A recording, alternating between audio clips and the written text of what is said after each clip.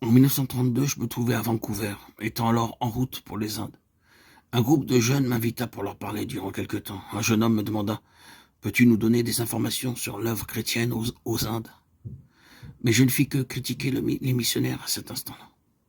Le soir, ayant regagné ma chambre, je voulus prier, mais il me fut impossible de le faire. Le Seigneur me dit alors: de quel droit te permets-tu de critiquer mes serviteurs? Qu'en est-il donc de toi-même? Je répondis au Seigneur: je crois que je suis complètement disqualifié en tout domaine pour être un orateur public, mais si tu veux toujours de moi pour te servir de cette manière, je me déclare néanmoins prêt. Je ne fais pas de choix, j'irai où tu voudras, et quand tu voudras. Je ne choisis rien de moi-même. Très clairement, le Seigneur me parla: je t'accepte à mon service, sous 3 conditions. Ne fais connaître à personne tes besoins financiers d'aucune façon, ni même par des allusions, quelles qu'elles soient. De plus, renonce officiellement à tes droits de propriété sur les biens qui t'appartiennent aux Indes. À cette époque, mon père possédait une usine, des maisons et une grande propriété dans le nord des Indes. Dans ma famille, nous sommes 6 frères. Il me revenait donc le 6e de tous ces biens. Mais le Seigneur dit: renonce à tous tes droits de propriété. Et en ce qui concerne tes besoins d'argent ou d'autres choses, n'en dis rien à personne, soit par des allusions, des suggestions, des coups de pouce ou par le moyen de chaussures trouées que tu produirais en public. Ne te joins à aucune société missionnaire existante, mais aide-les toutes sans distinction. N'élabore pas tes propres plans, mais permets-moi de te conduire jour après jour.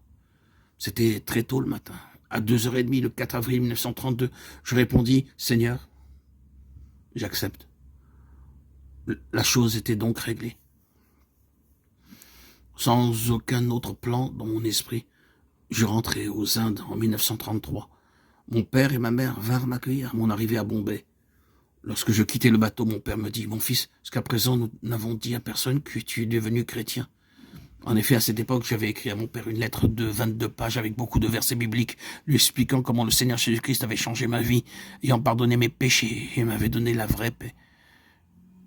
Il poursuivit donc: seule ta mère et moi savons que tu es chrétien. Nous ne l'avons dit à personne. Nous avons une demande à t'adresser. Lorsque tu rentreras dans ta ville natale, garde le secret pour toi-même. Nous ne t'empêcherons pas de lire la Bible, de fréquenter les réunions et de vaquer à la prière.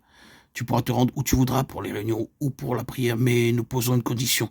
Aussi longtemps que tu seras dans ta ville natale, Sargodha, garde ta vie chrétienne secrète. Je répondis: supposez que je ferme ma bouche et mon nez, combien de temps pourrais-je continuer à vivre? Mon père répondit: pas très longtemps. Je lui dis donc: le Seigneur Jésus-Christ est ma vie. S'il ne m'avait pas sauvé, je vivrais une vie de péché, de défaite et de faillite. Mais le Seigneur Jésus-Christ a sauvé ma vie. Il m'a pardonné mes péchés. Il est ma vie, ma joie et ma paix. Il m'a envoyé aux Indes pour être son témoin.